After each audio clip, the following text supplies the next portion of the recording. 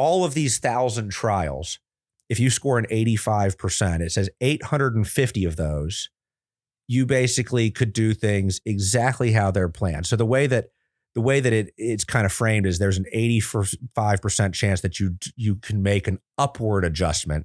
There's a 15% chance that you might have to make a downward adjustment in terms of planning. And every client, I mean, I have some clients that would, be nervous if they got a 92. And I have other clients that are comfortable running their plan in a 60 to 75% range. I think as the advisor, what's important is to be able to take the software, kind of from this analytical, hey, you get a 65 or an 85, which really doesn't, to your point in this, doesn't really mean a lot to a client, but start to use it as a way to coach and drive directionally the right behaviors and talk about, what the implication, so your score is, a 60. Let's talk a little bit about what that means and what some of the, adjustments might need to look like or whatever, if they need to be made, which, by the way, still, even if you're scoring a 65%, large majority says you're not going to need to make adjustments.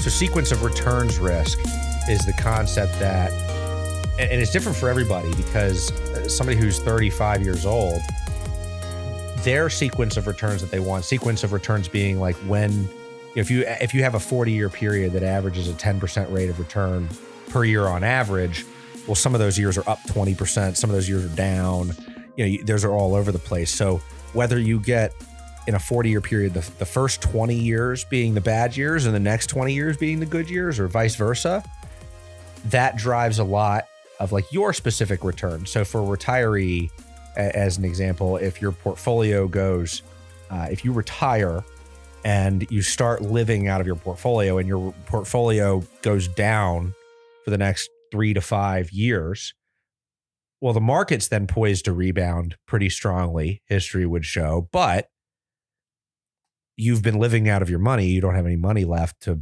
basically see those gains. That's very different than that first 5 to 7 years of retirement being an up market. You get so much return at the beginning that you can afford the bigger loss and not have to worry about things. So what it basically boils down to is what we think of as sustainable withdrawal rates. So welcome to the Money Alchemist podcast. I'm your co-host, Brent Gargano. And I'm Ben Jones. Thank you for joining us. And we're here to talk a little bit about spending money in retirement. This is an ongoing, this is one of the biggest questions that financial advisors get, because at the end of the day, clients generally need some level of, some kind of motivator to talk with somebody and organize their finances, put together a plan. And what better motivator than I want to retire? Brent, do you do retirement planning? I do retirement planning. I think it's just assumed that most financial advisors do retirement planning. It's like our raison d'etre. It's why we exist. It's funny. So on my website, there under like what we do, it doesn't specifically say retirement planning. It says like life planning. And so I actually got the question like, hey, do you do retirement planning? It doesn't say it on your website. I guess to me, all these other elements of financial planning pulled together are retirement planning. But yes, we do retirement planning, and I think it's it's a tricky concept, because there's two sides of it. The fear side of, okay, I want to avoid running out, but then there's the other side of it of like, okay, I want to make sure that I make use of all my of my money. Yeah, I think the bigger driver for most folks is they're just afraid of running out. I think the default setting for every human, not every human, most humans, is to be somewhat risk adverse, to be more pessimistic about the future. I don't know. Pessimistic is the wrong word to use. Maybe they're just more like, spidey sense danger aware, and they save and save and save, and they save plenty in our professional opinion. They're not going to run out of money, but they just think they are. I get that a lot. There's a lot of people. Actually, I got a text this just over this weekend from a client saying, hey, can you text me my balances, my wife is worried that we're going to run out of money. And of course, I reply back with their request and I say, it's kind of difficult to run out of money when your net worth keeps going up because it's the reality. It's their reality. But in their minds, I don't know, maybe they just feel that the overall zeitgeist is pessimistic. So they think that translates to their portfolio and they're just not. Well, I think evolutionarily, we're kind of trained to avoid like catastrophic scenarios, right? Mm-hmm. So you're more worried about running out and not having money than you are about, achieving a 20 or 30% or 50% higher standard of living. Yeah. And so a lot of the people that or a handful of people that I work with, I mean, what I notice about them is they're really good savers. And they get really good at understanding their finances and saving money and like doing all the things to get to have a lot of wealth. Mm-hmm. The problem is, as they get ready to transition into retirement, it's like all of those same behaviors that make you really good at saving money and being able to retire sooner or retire and spend more, all those levers that we talk about, that those same behaviors they become counter to achieving success. Is the goal at the end of the day to leave a whole lot of money behind? Mm-hmm. And maybe it is. Yeah. But maybe it's not. I don't think it is. This problem goes back a long, long time. The book of Ecclesiastes talks about that. You talk about the wise man. A lot of people credit the book to King Solomon, but it's actually just the wise man. And I'm not quoting verbatim because I don't know scripture like that, but he states that it is a great sin that you save up money only to die and leave it to other people to enjoy. It's chasing after the wind. Is that what you find with a lot of your clients, is that they don't want to leave the money behind and they want to use it? If they could die with zero and control that, do you think they would? It depends. I'd say a vast majority of them know full well that they're going to leave money because it's unlikely to live in such a way where the last check that you write to the underwriter bounces, which is really what everybody wants. You want to fully consume all the savings that you've built up for yourself.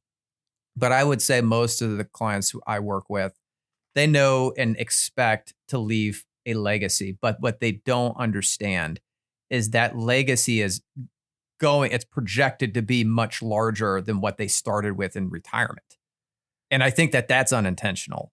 I think most people, when they think about it, is like, well, I'm going to leave maybe half of my nest egg to my kids or to the charity. But in reality, when you run in these projections, even with really conservative rates of return, they're leaving a lot more on the table than what I think they want to intentionally. And that's the importance of sitting down with someone and saying, based on current history, because we really can't predict the future, but we can run simulations where, bad markets that we've had in the past, like 2000 to 2010. Well, we're always running the financial plan kind of pessimistically. Yeah. When you have unless you took all of your money and basically bought annuities and turned it into an income stream that ends the day that you die and pays, quote, guaranteed income. The reality is dying with zero is really hard to do, because if you've got money that's invested in stocks, or, if you've got assets that you own, getting like the future is unknowable. And so we're always managing to like really bad scenarios, which means that like there's a large probability that we're underspending. Yeah. That's my anecdotal experience and my practice. And I think with yours, I think most financial planners, if you sit down with them and you gauged, okay, what portion of your clients would you say are going to die with a lot more money in the bank than what they intend on? Most of them would say probably 80% plus. And I think what we're getting at is that there is a failure to transition to retirement. Like the mentality that you mentioned, that the savings mentality, that attitude of thrift. You can't just flip it. It's almost a learned behavior. For some people, it's not even learned. Like it's just instinctive. Save, save, save, save. And they never can flip it off. And when it becomes obvious to everyone that your life is temporary, because some people don't even think about it. I know when you're in your 20s and 30s, the last thing you're thinking about is the day you're dead. You go to funerals and you don't even think like, oh, that one day that's going to be me. That thought doesn't even enter their heads. But at some point in your life, you go to a funeral and you got to think, oh, that's going to be me here in the next, several years. I know it's a dark thought, but I mean, this just went to a pretty dark place. Well, sorry about that. Maybe I just think about this stuff. Like I was at my grandfather's funeral earlier. That's the last funeral I attended. And I thought about it, that's going to be me one day. So maybe I'm more aware of this attitude because we deal with longevity and we deal with life planning and we see the cycle of life and the arc of life. And we're just more aware and in tune with it. But I think most people, when they get to that retirement age, they fail to flip the switch from saver to spender and they continue to save. You told me, at breakfast this morning, you have a client that continues to save one of their Social Security paychecks. Like I can still feel my forehead for where my hand hit it, because what is the point of Social Security if not to spend it? It's longevity insurance, it's spending insurance. I mean, I think that fear definitely drives people. I mean, we see this in the news cycles, right? Fear sells more than optimism, but optimism over time, and the end of the old world only happens once is the phrase, right? And so historically speaking, and I think as planners, we tend to be optimists. It's good to be optimistic about the future. But yeah, I mean, I think back to the original kind of concept, you become a really good saver. You're good with money. You build up, these balances in accounts, and you sit there at 55, 60 years old, 65 years old, and you start thinking about, okay, I want to start pulling money out of this. It's not in your nature to like live out of your assets and not have a paycheck. So I think one of the maybe underappreciated, jobs of a financial planner is like, how do you help somebody maybe through planning or through conversations, get at least somewhat comfortable with a level of spending, and then help them monitor that, because, it's not sustainable to spend 7, 8, 10% of a portfolio. Sustainable spending thresholds are, let's say, maybe in the 4 to 6% range. And clients fall on either side of that. There's some clients that spend way too little, and there's some clients that kind of push the envelope with that. And how do you help clients sort through kind of where to sit in that spectrum? Well, I think there's two things. One is I think every human being needs to understand that everything is temporary. You accumulating this pile of cash or assets is, at some point, it's going to go to zero. And it's either going to go to zero in your lifetime, hopefully not, or it's going to go to zero probably. And the study shows that the most legacies that you leave do not make it past the next generation. I think it's like the third generation. By the time you get to the third generation, it's exhausted. Like 97% of money has gone past G3. That surprises me. That's third generation. I would think it was B. If I remember right, the stat is, don't quote me on second generation, but I think it's in the 70% range for generation 2. Regardless, my point is, it is an overwhelming, statistically speaking, it is overwhelmingly strongly supported that your money is going to be gone 3 generations from now. Yeah. So wrap your mind around that. it's going to get spent. It's going to go to zero. It's temporary. Your life is temporary. I think the sooner you come to grips with that, the more purposeful you can be with the time that you have and the money that you have. So I think that's probably the biggest challenge, because most people, as I said, go to funerals and they never picture themselves as being the one in the casket or the urn or whatever. I think that's again, is dark. Sorry to use such dark symbolism here, but it's the truth. We all are going to die, and our portfolio is eventually going to die, and we just want to bring those to death as close to the same date as possible. And by the way, that's not for everyone. Some people really want to purposefully leave a legacy, and that is fine too, as long as it's done on purpose. But back to our point about the wealth. I mean, just to insert the thought, I mean, that needs to be done intentionally. Yeah. I mean, in order to successfully transition wealth over 3 generations and beyond, you have to be incredibly diligent in how you approach that. Yeah, I agree.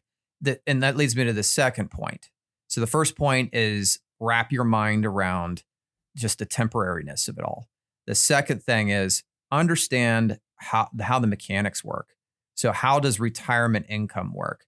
Why will you not run out of money? When we say that someone with, let's say you have $2 million in assets and you need to get $100,000 a year in inflation adjusted income, what's the withdrawal rate on that? That's a 5% withdrawal rate. How does this work? Why does this 60-40 portfolio? That's just the most generic portfolio out there. It's known as the market portfolio. Why does that result in you, living? You're never going to live long enough to see that bank account go to zero. And the mechanics of that are pretty simple. It has to do with time value money. The average rate of return on a 60-40 portfolio, I don't know what it is, but it's above 5%. I guess it depends on the time frame that you're looking at. Well, there's data. So this concept of withdrawal rates, where it really comes from, is there were studies that were done in the that looked at basically rolling periods of time. Any rolling 20 and 30 year period of time in the stock market historically, and said, okay, if you wanted to take money, if you had a portfolio that was invested in the stock market at any one of these periods, how much money could you take out every year through the good, the bad, and the indifferent markets and still make it through and have enough money to fund a 30-year retirement? And the number ended up being, in the worst 30-year period of time, 4%. Yeah. And that created this concept of a 4% rule, which again is based on the worst rolling 30-year period of time in measured market history. So you ask a client, when it comes to clients, I'll say one of the ways that, I have the conversation is first assess what is your withdrawal rate. And if you are, let's say 4% or under, the good news is that you really shouldn't ever have to reduce the amount of money you're taking. Like that number gives you a low enough, puts a small enough amount of pressure on the portfolio that even if we go through a 2008, a .com crash, whatever the heck could happen, you're still going to make it out the other side. Now you start getting to 5-6% withdrawal rates. Now you have to start introducing the concept of, okay, that's not necessarily a problem, but if the market goes down and you're withdrawing a larger chunk of money, if it takes a few years for the market to recover, you may not ever be able to see those gains because your money's not going to be there. Yeah. And so you may need to make an adjustment. Yeah. So here's an example, like back to the $2 million portfolio. You're taking 100,000 from the 2 million. 2008 happens and you have a 50% reduction in your portfolio. So now your 2 million becomes 1 million, but did your income needs change?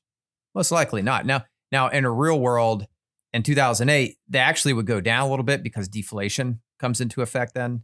So your $100,000 income need probably shrink down to maybe 85, 90,000. But let's just, if for the simplicity your of the neighbor's example, not going on the fancy vacation, maybe you're not either. Correct. But let's say, for the sake of this example, you're still needing 100,000 from your portfolio. Your withdrawal rate just went from 5% to 10%. And in these planning, and we're not saying that you reset to a new. It's you are looking at 4% of the starting value. So, basically, if that happens and it takes 5 years to recover, and you're withdrawing $100,000 out per year, you may not have the base to get back. So, starting at a higher withdrawal rate, let's say 4%, is kind of the way the industry thinks about that. Is that's the safest withdrawal rate. If you take 4% of your starting value, you really, at least statistically, should never have to take a pay cut, and you should be able to survive through thick and thin. If you start taking 5 or 6%, it's not like you can't do it, but the real conversation needs to be, hey, how do we make sure that we can reduce the withdrawal rate slightly if the market does go through a bad period of time, or increase it? So here's the rub. If the market goes through a good period. Well, what we're basing all our planning, and this is kind of a problem that even the financial planning industry has created, where we have all these, rabid retirement savers that don't want to spend money because we've shell shocked them, like, only spend 4%, only spend 4%. You don't run out of money. Like we have scared the living heck out of people. And the reality, and we're saying this to everyone on the podcast right now, is like the 4% rule is based on the worst 30 years. Yeah, 30 years. And in reality, most of the time, things are really good. So we're basically preparing everyone to have too much money on their deathbed. And I think the message that we need to send to retirees is you need to be flexible, because sequence of return risk, which we've highlighted here as being just unfortunate timing, that you start your retirement at a market peak, and then you have a massive hit, 20-30% negative in the first couple of years, and then it's hard to recover from that. But let's say that happens. Okay, just adjust and pivot. Start withdrawing less. Maybe get a part-time job. Do something to mitigate that sequence of return risk, which I think most people have the capability to do early on in retirement. Now, most of the time that doesn't happen, and in which case, I think it's okay to front load your retirement. Spend a lot more, assuming you avoid sequence of return risk. Spend a lot more, creating your retirement ideal retirement. Some of my clients have spent a good chunk of money on a lake house. Some of them have decided, I want to buy that property in Florida that I always wanted. Some want to buy, a pole barn filled with classic cars, and that's fine. Go ahead and do that. Set your retirement up.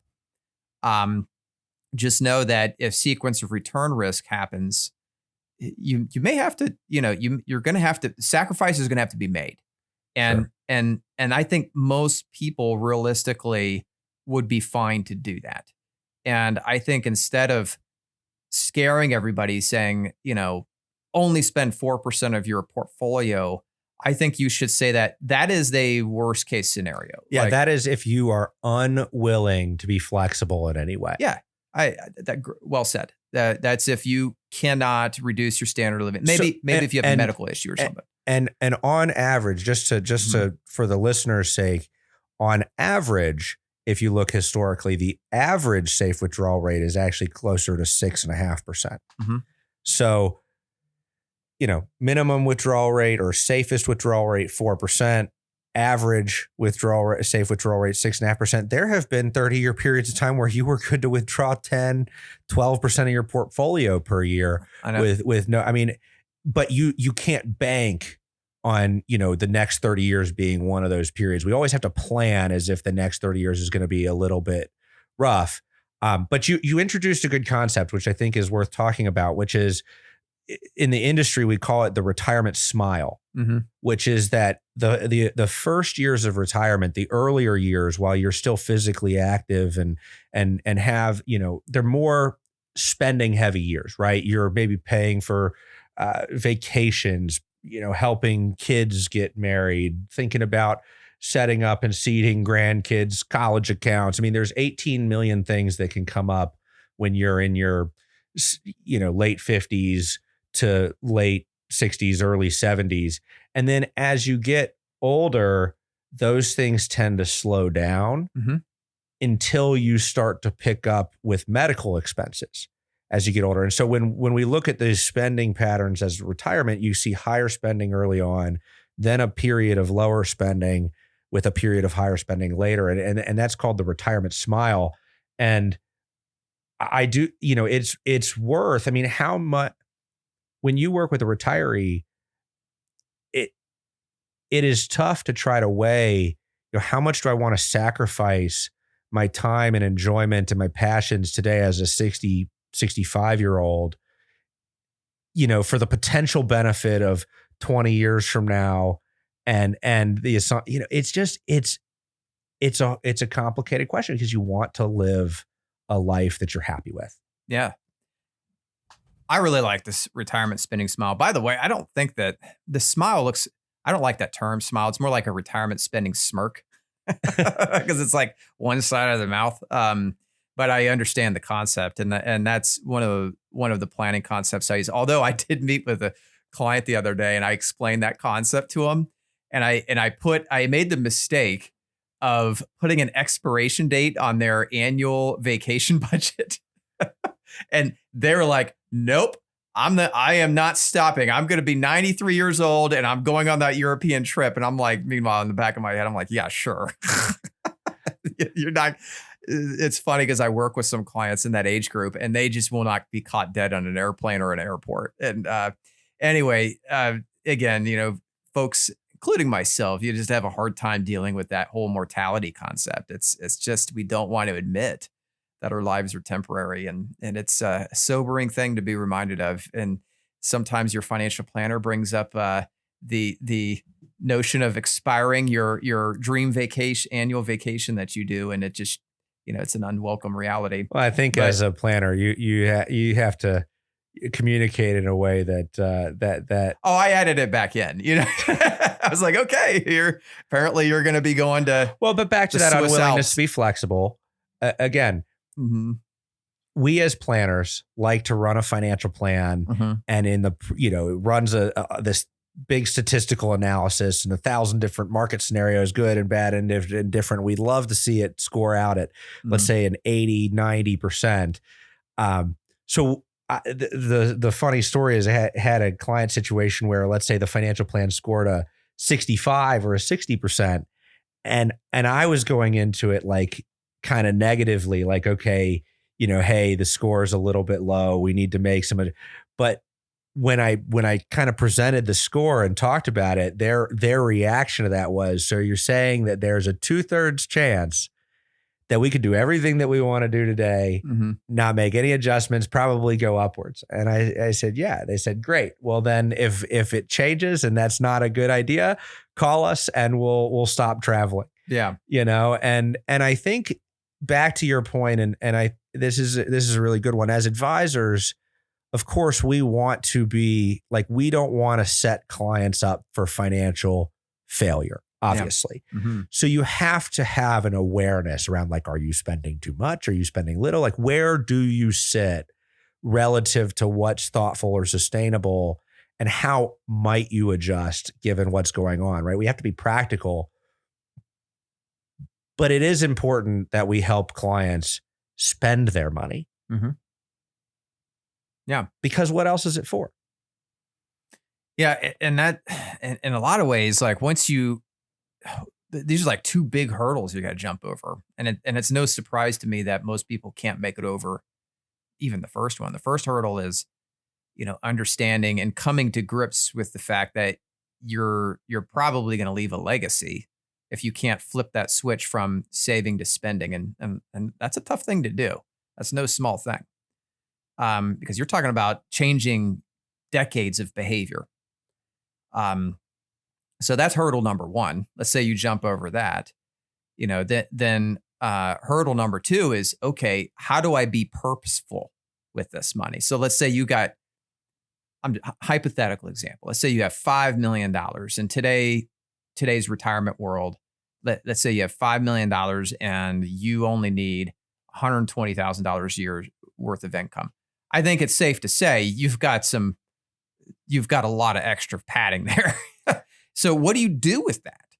do you spend it all on yourself? Do you start up an endowment? Do you donate? Do you give it? Do you help your kids out? These are very tough questions. And that's the second hurdle. It's like, how do you live purposefully with your money?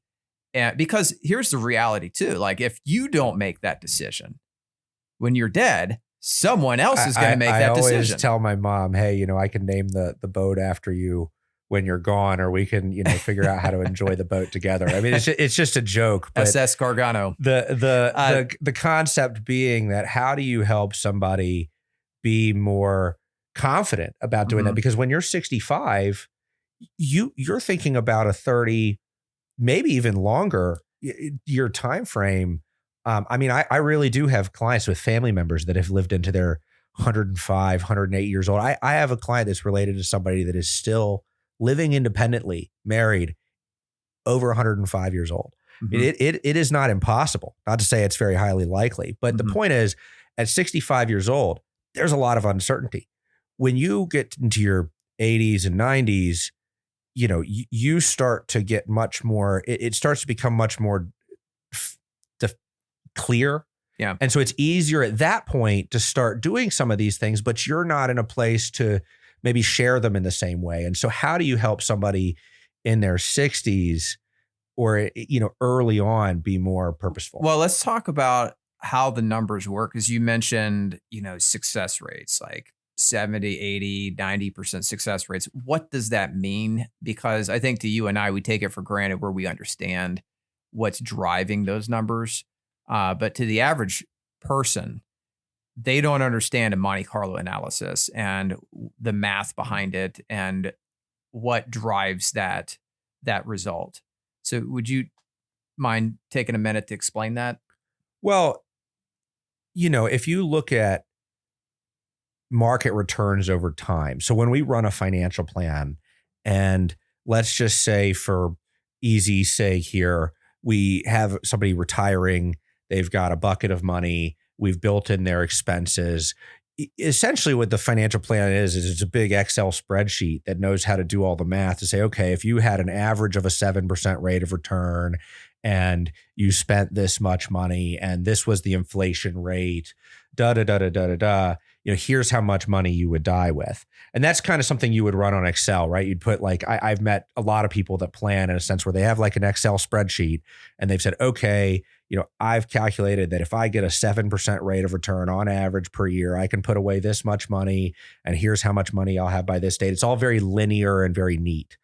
And over long periods of time, like that's not wrong. Like you see averages, but here's the problem that back to the sequence of returns piece, if you are adding money or taking money out, all of a sudden long-term averages for the market are different than long-term averages for your returns. And so whether your bad returns come first, like if the market averages a 10% per year or 7% per year return over a 20-year period, but the first 10 years are flat and the next 10 years are whatever they need to be to get you to that 7% return, that's very different for your portfolio than if the first 10 years are really good and then the last 10 years are bad. So what the software does is it says, okay, you've got an average of a 7% rate of return. Well, what if, and it jumbles up all the different years. What if you get the 40% down year first and then and then another bad year and then a good year and then a bad year. And it mixes these things up like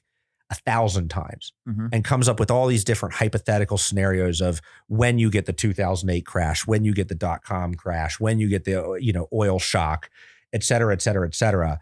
And it says, okay, in all of these 1,000 trials, if you score an 85%, it says 850 of those, you basically could do things exactly how they're planned. So the way that it's kind of framed is there's an 85% chance that you can make an upward adjustment. There's a 15% chance that you might have to make a downward adjustment in terms of planning. And every client, I mean, I have some clients that would, be nervous if they got a 92. And I have other clients that are comfortable running their plan in a 60 to 75% range.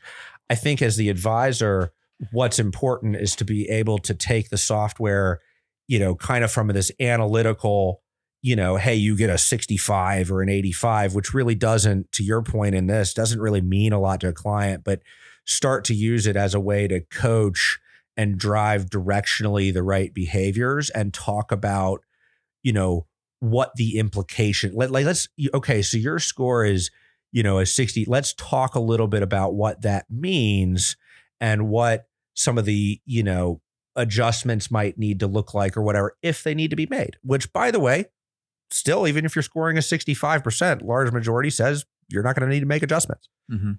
Yeah. And there's no real right score. I think that, so you can't generically say, oh, everybody should try to get a 90%. I think it just depends on what you're trying to accomplish. So for that person who really wants the last check to bounce, they want to be closer to that 65, 70 percentile, I think. And you can front load your retirement. And then as you get closer to your expiration date, it's funny, on the financial planning software, I tell everybody, what's the expiration date on your birth certificate? Because that's what I'm going to put here. So we got to expire you at some point. And as you get closer to that actuarially defined point, which for, I think, men is 93, for women it's 95. It's different for every software that I use. It's in your mid 90s, and women tend to live a little longer. In reality, most people are not going to live that long. That's just I think the stat is 70. I think where they base the number is that 25% of people that live into their mid 60s live beyond that age. 75% or before. So they're trying to pick a kind of lowest. Yeah. What brings the averages down to, I think the average age for men is 77. Is those people that die really young, and that really brings the averages down. If you make it to 65, your chances of living longer actually go up. Correct. Of living longer, so the average age is, I think, in the 80s somewhere, mid 80s. But regardless, we want to plan for a longer period of time. As you mentioned, you had a client that's 105 years old. So it's very possible, and you don't want to run out of money. But as you get closer to that arbitrarily defined expiration date, your financial picture becomes more and more and more clear. So if you have a ample amount of reserves, you should be more willing to give that money away. In the last day of your life, your score is either 100% or it's a 0%, right? There's no 70% right at the end, right? And and that's I think that's an interesting point, because it's so hard. Financial planning software takes a lot of heat because at the end of the day, it is just software. You have to be able to take the numbers and do something with them. But for young people, when you talk to somebody in their 30s or 40s, because of how much time is left in their plan, there's also more uncertainty. And so you almost have to be willing to be comfortable with a lower score. The score gets more definitive as you get further along in the plan. Absolutely. And as such, the older you get, the more willing you should be to commit. And that may mean committing to giving your money. It may mean committing to spending your money. And I think that as people get older, their willingness to commit actually declines. So here's an example. I'm working with the family right now that this person is very sick in a nursing home, not likely at all to live very long. I mean, we're talking less than a month. So I brought up the idea. The power of attorney who's managing this person's financial affairs told me, well, we sold her house, we sold her car. What do I do with this money? And I looked at the will, I looked at the beneficiary designations, and it was pretty clear to me that, this money was going to go to the same beneficiaries. So I made a suggestion. I said, well, why don't you go ahead and just gift the money today? Just go ahead and gift it to the kids, to the beneficiaries, because, it would be something that she could see while she's alive and yada, yada, yada. Guess what she decided to do? I'm assuming not. Yeah, not gift it. And I still, to this day, I can't explain why. I mean, these are family members that she supposedly loves. Why not gift it? And I think that's just it's not rational. And I think that you need to work with a financial planner to help weed out that irrational behavior that's very emotionally, a lot of it's just reactionary. And ultimately it's harmful, because I think that the wrong thing to do, because and this is partially because of experience that I've had working in this business. I see what people do when they get large sums of capital and they don't know how to manage it. Now, people who do know how to manage it, get large sums of capital, usually good things come about out of it. But I would say that's a minority of people. Most people get large sums of capital, they misbehave and perform malinvestment, or even engage in self-harm. Well, and I think that's so related to this retirement concept in the sense that Mhm. you go from having a paycheck and a predictable income to all of a sudden you've got this big pot of money Mhm. and you've got to figure out how to live off of it. Mhm. So how do you, I mean, what suggestions do you make to retirees as they try? I mean, I have some thoughts, but I want to hear Mhm. yours.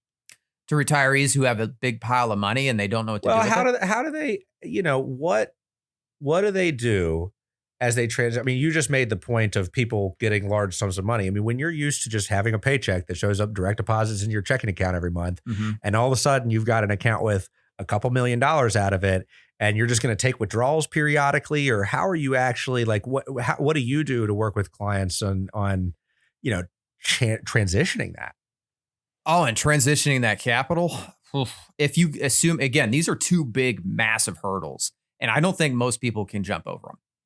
And my job as an advisor is to handle your money as a fiduciary, which means I have to act in your best interest. And if your interests are to retain your capital and you just want to see money number go higher, and then you die and you want a lump sum to go to your beneficiaries and you don't care what they do with it, by all means, that's what we're going to do. And I'd say most people, that's how they want their money managed. And they don't, it's not that they intentionally want their money to be managed that way. It's just that's the way that they are engineered. They can't overcome that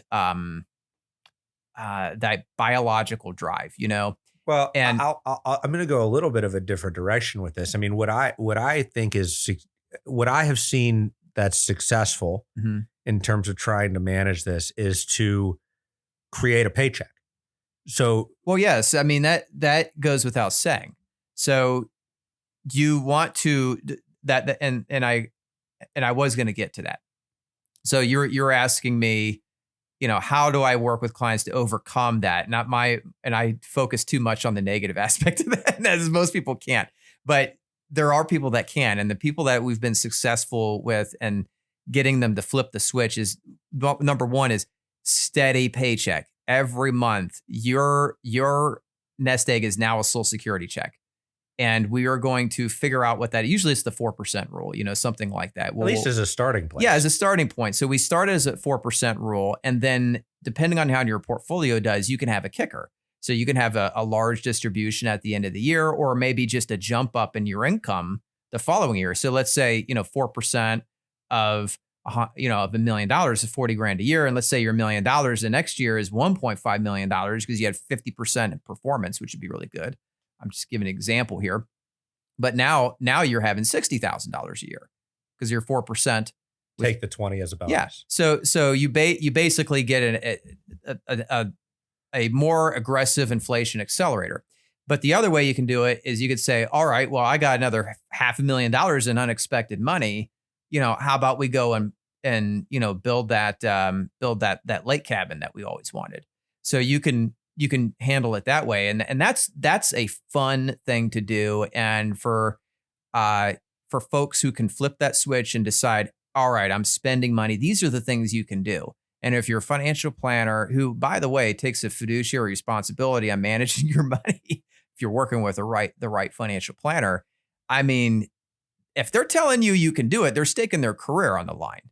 I would think it's probably pretty good odds that you can do it. And that is a lot of fun. So for clients that want to overcome that, start out with a regular paycheck.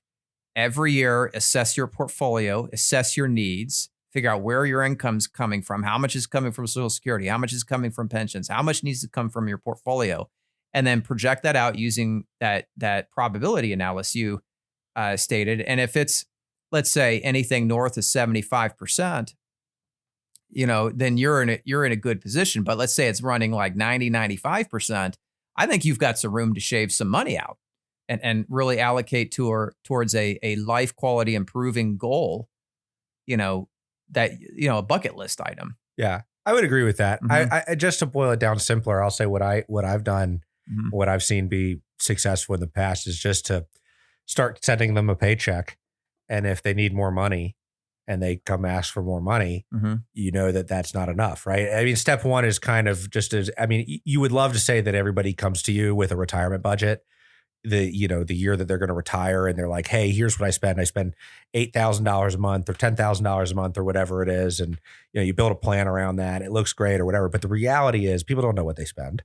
Tracking your expenses, you can have a lot of detail in a spreadsheet and still forget the fact that like there's things that happen on a 20-year basis. There's things that happen on a 30-year basis. There's things that happen on a 1-year, 5-year. There's things that are one-time events like weddings and, hopefully one-time events. But, tracking these things is challenging. So one thing I've found really successful is what I call reverse budget, which is the idea of let's send you some money. And I do, by the way, this works with retirees or non-retirees, kind of measure how much money shows up in your checking account every month, Mm-hmm. whether it's from a paycheck or a withdrawal from your portfolio that we're sending you. And if you're finding that that's not enough, you're spending more than that. And if you're finding that you're ending up putting money in savings, you're spending less than that. And what I try to tell my retirees to do is not to approach that from a standpoint of like there's not a target number. Mm-hmm. At the beginning. The target number is to figure out what is the number. Yes. Right. We're just trying to start with like, what are you actually taking from your portfolio? And then we can have conversations on what is sustainable. And that may be a good conversation in the sense like, hey, your withdrawal, like you need to start thinking about what you actually want to do with this money. Or it could be a conversation like, hey, just so you know, here's kind of where the sustainable spending thresholds are over time. And, as a planner, I'd really like to see, I feel most comfortable when you're kind of at this range. Yeah. And we all know that there's clients that are going to take more than that and kind of push the limits. So again, your job as an advisor is to talk to them about the ramifications of that, right? Like back to the plan. It's okay to take a little bit more as a withdrawal, but you have to be willing to potentially make some pivots if that's how you want to do things. And I think people are surprisingly plastic when it comes to their retirement nest egg. I've had 2 clients in my Elastic, you mean? Do I say no? Plastic is like you can mold. They can mold a new life. Elastic's too flexible. I don't think people are elastic, but they're very plastic, meaning that given the right amount of heat and pressure, they're going to form into a new shape. And I believe, in my experience, I've been doing this for 17 years. I've had 2 clients that we would say ran out of money. Now, that does not mean that their portfolio went to zero. I've actually never once, other than a client dying and then we sold out all their positions and sent them to their beneficiaries, I've never had a client account fall to zero because of too much spending. But I have had on 2 separate occasions clients that blew up their portfolio, and both of them were a result of just very bad or poor decisions. Malinvestment, getting taken advantage of. In both situations, it was we advised against it, and it was ultimately you can't stop your client from spending their own money however they want. You can advise against it. You can preach against it. You can do whatever it takes to make sure that it doesn't happen within the realm of, the law and regulations. So I can never put up like a concrete. But if they say, send me the money, Yeah, It's you got their money. and they provide the wiring information and all that. You have to You're do sending it. the money. Yeah, you have to. And out of all the people that we've helped over the past 17 years, it's only happened twice, and it was because of both cases, because of the person being taken advantage of. They were sold a bill of goods, and they were essentially defrauded. In both cases, and again, we advised against it, but there's nothing you can do at that point. So I think the biggest risk to people running out of money isn't that they're spending too much. It's making very, very bad decisions and not listening to the advice of experts. Yeah, at the end of the day, the reason that we preach diversification, that we run these statistical analysis, is to mitigate kind of isolated risks, like concentration risk. Hey, you've got 70% of your retirement in one stock with the company that you retired at. And, who knows what will happen to that company over 30 and 40 years. I actually know several households who had that same scenario, had everything invested in General Electric stock in year 2000. I think you can guess how that worked out. And, and I can tell you stories. I mean, working at Fidelity, I talked to corporate executives about their plans and such. And, GE which stock has done great this year, but over the last 20 years, it's not been that case. And then on the other end of the spectrum, you have, I don't know if the listeners know this, but Sherwin-Williams stock has been one of the best stocks over the last 40 years. I mean, I used to talk to people at Sherwin-Williams that had, $5-10 million 401k balances that they had only contributed a couple $100,000 to. I mean, it was incredible. But concentration drives that, right? Extremes, either extreme, it's kind of like flipping a coin or going to the casino, right? When you have concentration, market could go up over time and you could get left behind. So when we preach these things like diversification, when we run these analyses, I think it's important to acknowledge that what we're trying to do as advisors is acknowledge that we can only control what we can control. We can't control markets. We can't control what individual stocks do. We can't control tax policy. We can't control how much exposure you have to markets. We can't control how much money you spend. We can't control your behaviors. Like, there's a lot that we can control. And so we try to focus on getting rid of those, isolated systematic risks and focus more on how do we set you up to maybe you don't have as much upside where you invested everything in Sherwin-Williams and now you've got $20 million instead of $5. But you also don't carry that downside of, oh, whoops, you're 20 years into retirement and turns out your company doesn't go so well and they just cut the dividend and you got to make big changes. Well, yeah, when you're retired, and I don't run into this too often. Again, we've had this, I could count on my hand how often this comes up, but when you're retired, you don't have the time to afford all this unnecessary risk, this unsystematic risk. So, for example, that the Sherwin-Williams example you gave is perfect. A lot of clients, have done very well in Cincinnati with P&G stock too. Been very rewarding to shareholders. You and I probably know a lot of people that have a lot of concentration in that. But when you're retired, you do not have the time to recover from. It's not worth the upside anymore. Yes, it is not worth the upside. You are walking a tightrope with unsystematic risk. You are one Nelson Peltz meeting away from losing, from having to make big adjustments to your retirement. Correct. And by being diversified, you can manage that. So why wouldn't But I think that's hard for people. You sit there in a stock that's done well for you over time and you feel good and you have loyalty to the company and all of that. I mean, I know we've been talking for a while. Familiarity bias. But it's one of the more common mistakes that we see. I don't see it too often, but I have seen it, and I have seen it secondhand, not firsthand, ruin not only retirements. I've seen it ruin a family, and it's to this day, 24 years later, you see the damage caused by that concentration and that GE stock on this family that I'm talking about. And it's anyway. We'll end it with this. Yeah. Historically speaking, if you look at the companies that are publicly available, 96% of the companies that have been around and publicly traded are gone today. Just like we said with transitioning wealth 3 generations, businesses generally don't last hundreds of years. When they do, it's really impressive, right? That's why we have some of the oldest businesses we have today are also some of the most familiar names that right? Well, GE was the last component of the Dow Industrial Average, and it was just kicked off, 4 years ago, was it?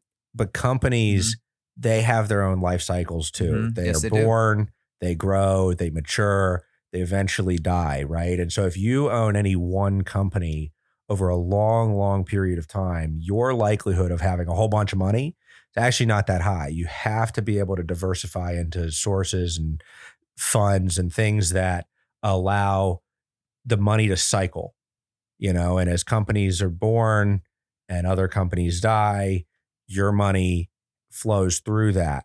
The market historically has averaged something like a 10%, don't quote me, annual rate of return. But, if we actually looked at the companies that comprise the market over the last 100 years, there's very little overlap. So back to the central point, retirement spending. If you're an advisor, talk to your clients about their spending rates. Don't let them underspend their money, or if they are going to underspend their money, at least help them define that a bit and bring some purpose to that. Oh yeah. If you're somebody who's thinking about retirement or what have you, take the steps to just assess, like, what does your withdrawal rate look like?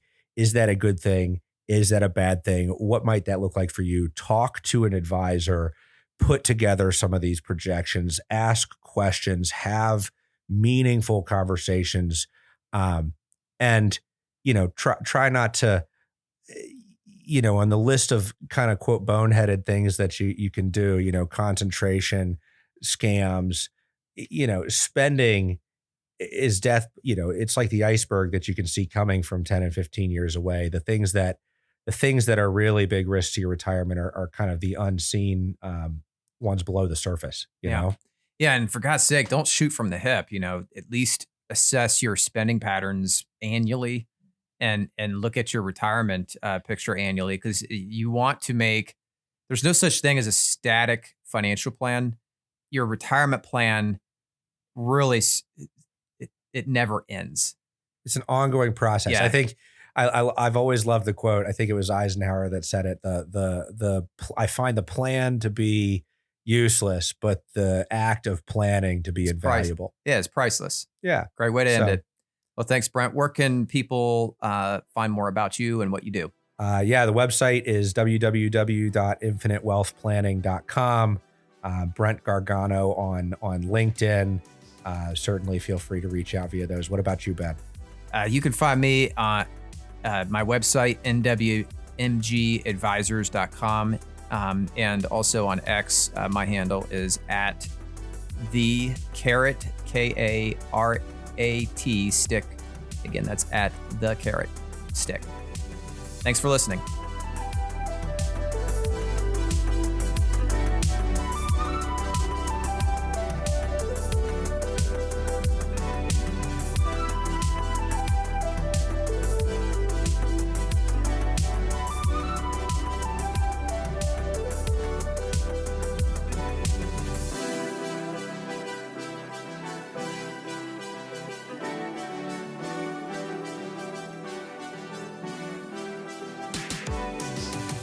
Securities offered through LPL Financial, member FINRA, SIPC. Advisory services offered through National Wealth Management Group, LLC, a registered investment advisor and separate entity from LPL Financial, LLC. The opinions voiced in this material are for general information only and are not intended to provide specific advice or recommendations for any individual. All performance referenced is historical and is no guarantee of future results. Economic forecasts set forth may not develop as predicted, and there can be no guarantee that strategies promoted will be successful. This information is not intended as authoritative guidance or tax or legal advice. You should consult with your attorney or tax advisor for guidance on your specific situation. Brent Gargano is not affiliated with LPL Financial.